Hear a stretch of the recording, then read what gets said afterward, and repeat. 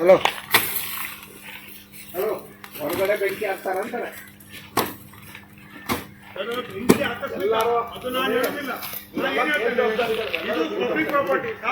ಇವರು ಹೊರಗಡೆಯಿಂದ ಹಾಕಾರಂದ್ರೆ ಇವತ್ತು ಪ್ರತಿ ಇಂಜನ್ ಜನರ ದುಡ್ಡು, ಇವತ್ತು ಟ್ಯಾಕ್ಸ್ ಹಾಕ್ತಾರೆ, ಇವತ್ತು ಕರೆಂಟ್ ಬಿಲ್ ಕೊಡ್ತಾರೆ, ಯಾರ್ದು ಜನರ ದುಡ್ಡು. ಅವ್ನು ಹೇಳ್ತಾನೆ ತನಗೆ ಸಂಬಂಧ ಇಲ್ಲ ಅನ್ನುವ ಬೇಜವಾಬ್ದಾರಿ ಅವನು ಮೊದಲು ಹೊರಗಾಕಿ ಅವನು ಇಂತ ಇಲ್ಲಿ ಇರಬಾರ್ದು. ಅವ ಅಂತ ಬೇಜವಾಬ್ದಾರಿ ಡ್ಯೂಟಿ ಮಾಡುವನ ಹೊರಗಾಕ್ಬೇಕು.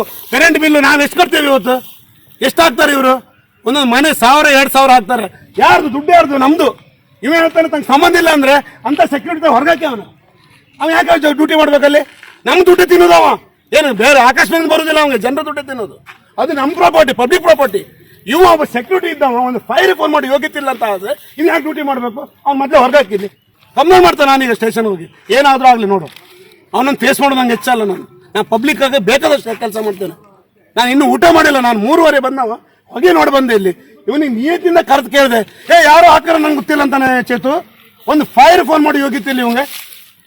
ಇವ ಮನುಷ್ಯನೇ ಇವ.